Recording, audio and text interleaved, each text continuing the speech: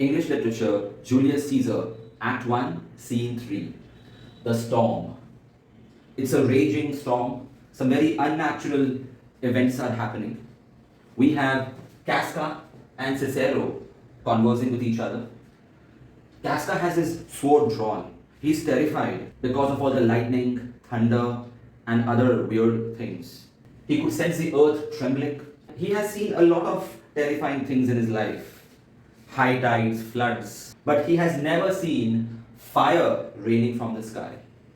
Perhaps it was a lightning which strikes trees and causes fire, or he must have seen meteors passing through the Earth's atmosphere which burns in the air on entry. He interpreted this as a war between the gods in heaven, or maybe the gods are punishing humans because they are angry at them for some wrongdoings. He saw a slave's left hand on fire, but surprisingly, in the end, it was still unburnt. So probably it was just lightning which had struck the left hand. He also saw a lion near the Capitol, but the lion did not attack him. The lion just stared at him and walked away. Another scene he saw was 100 women who were very scared because they were seeing burning men running around. And he saw an owl at noon. Now, owl was considered as a bad omen, and seeing the owl in the middle of the marketplace at noon means that something bad was about to happen. When Cicero hears all this, he isn't a superstitious person, so he does not interpret it the way Casca does. He just says that it's just a coincidence, these are natural happenings. He advises Casca to go home because it's not safe to travel during such a calamity. After Cicero leaves, then Cassius arrives. Cassius does not believe in superstitions and omens, but he's a very smart person. In order to win over Casca to his side, he's going to interpret all these unnatural happenings as anger against what Caesar was doing. He says that the gods are angry because of the corruption in Rome. He says that all these unnatural events symbolize what Caesar would do once he becomes the king or the dictator of Rome. Just like lightning opens the graves, even Caesar would disrespect the dead people and ghosts would walk. Just like the storm and the lion frightens people, once Caesar has all the power, even he will scare the people so that they obey whatever he says. Cassius is sad that Romans, who are supposed to be very brave, are no longer brave. The citizens are physically strong like their ancestors, but rather than brave like their fathers, they have become very feminine and timid like their mothers. When Casca reveals that the next day morning in the Capitol, the Senate is going to have a meeting and they are going to crown Caesar, Cassius is taken aback because he cannot bear this. By the way, Caesar would become the king for the Roman Empire, but not of the city of Rome, because Romans believed in republicanism. However, Cassius was worried that once he becomes the king, he will become a dictator of Rome as well. So he said that if that happens, he is going to commit suicide by pushing a dagger into himself, because he is not willing to serve under somebody. This shows his bravery.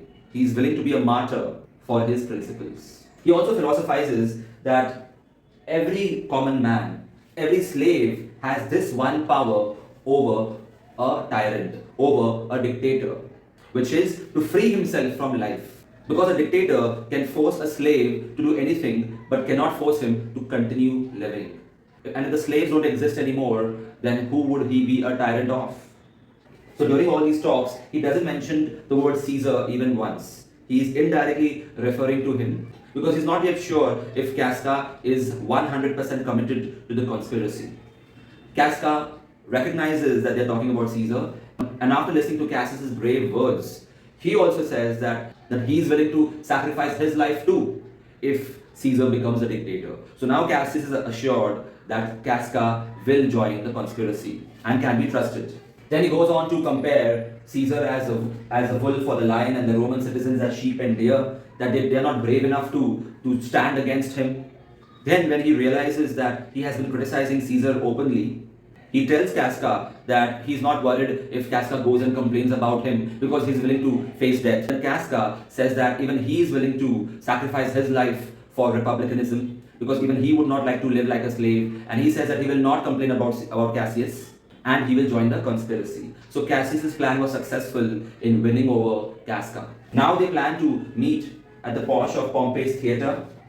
There are other people already waiting like Decius, Brutus, Trebonius, and Metellus Cimber. They have to plan the entire strategy to kill Caesar the next day in the Capitol. At that time, Cinna enters. He's one of the conspirators and he had been searching for Cassius to inform him that others are already waiting at the watch at the Pompey's theatre. Cassius tells Cinna that Casca has also joined the conspiracy, to which he's happy, but he hopes that even Brutus could be won over. Because Brutus is that magical alchemy which can transform a vice into a virtue, that can add legitimacy to their enterprise, to their conspiracy.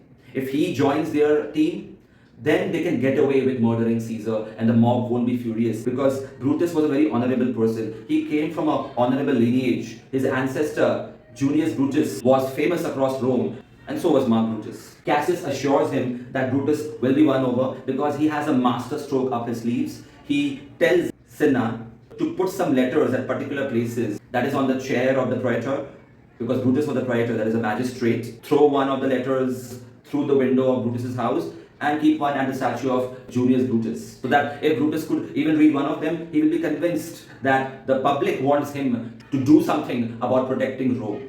So now they plan to meet at Pompey's theatre, and from there they will go to Brutus's house in the middle of the night to convince him to be 100% sure that he would be in their team the next day morning during the assassination of Julius Caesar.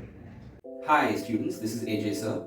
If you like this video, press the like button. If you would like to enroll for my online test series or online lectures, email me or message me on Instagram. Check the description for more information.